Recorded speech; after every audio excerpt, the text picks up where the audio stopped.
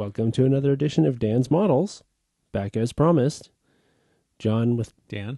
And here they are. These are the SD units we heard about last week. Yeah, these are the N-scale TSG Railroad SD units. We've got number 31 as an SD7 and number 26 as an SD26, hence the number. Well, what's 31 for? It was another number. As I is talked that about last week, the TSG Railroad is a fictitious railroad that I envision as a small short line, and the numbers I reserve for locomotives are between 1 and 99. Well, right, but you had 15 and 25. Right. You have 26 because it's an SD26. Right. 31's just random? Isn't that Emily's birthday? It is. Okay, maybe that's why. Oh, okay. That's John's daughter. One of my daughters Yeah. has a birthday on the 31st. Yeah. Okay. So So it is a birthday number. Yeah, the 26 is not. Well, I'm sure it is for a lot of people, but I mean, not. So like the GP units, these are, they're both Atlas models, and they're both painted with polyscale paints, which unfortunately have been discontinued. You mentioned that last week. Yeah, the purple is Atlantic Coastline Purple. And as I was mentioning last week, because the paint's been discontinued, now I think I have a couple bottles of that still stashed away unopened, so hopefully they're still good. But if I did want to do any more of these, I would probably have to find a substitute paint. Yeah. Either that or come up with a new color scheme and say that they changed color schemes. Well, you could do that too, right? Yeah. That's the one thing nice about freelancing your own railroad is you can pretty much do what you like. Yeah, for sure. So I tried to, one of these engines has a high short hood and one of them has a low short hood. So there was a little bit of adaptation of the paint scheme going around the front of the cab, on this one, and also the anti-glare panel on the nose. And this one, of course, is just black on the top. And also this one has a slight variation of having no black on the walkways, whereas the other engines do. Oh, yeah, look at that.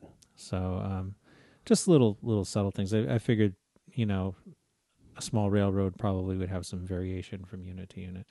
And also, none of the units are the same. They're all different kinds of engines. So all bought secondhand, I'm sure. Yeah, and that was the idea. I figure a short line's not going to be out there buying SD70Ms or something like that, most likely.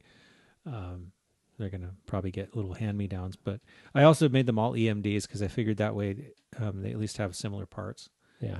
Which a lot of railroads do take those things into consideration.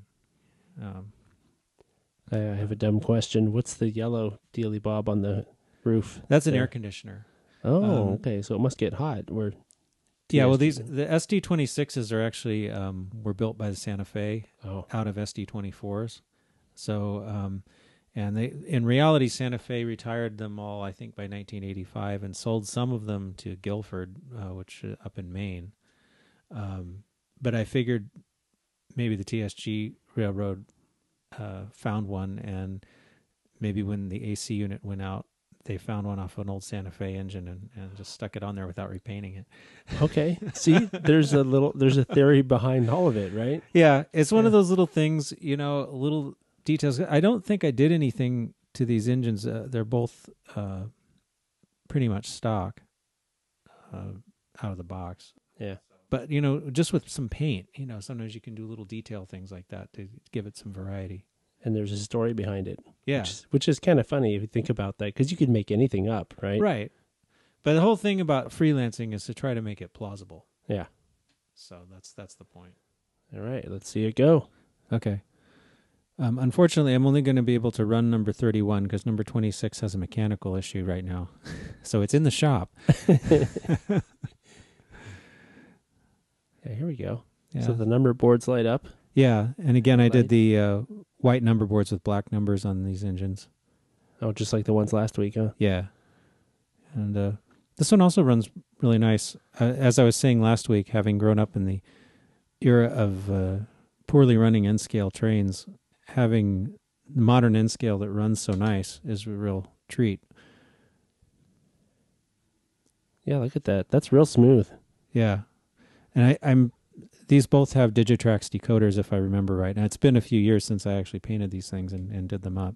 But They're all done with microscale decals. The barricade stripes on the front are available separately, and also the numbers on the side are just from an alphabet sheet, and the white stripes are from another microscale sheet. But it's all just stuff you can get. I even put some warning labels on it. I think that I pirated from some other diesel sheets that I had.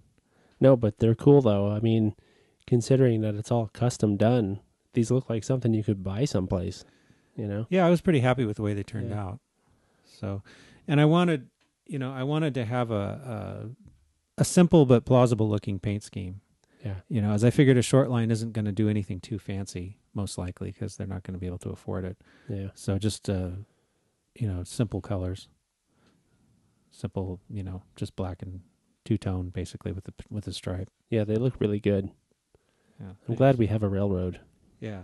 If we didn't, it wouldn't seem right, Yeah. So, all right.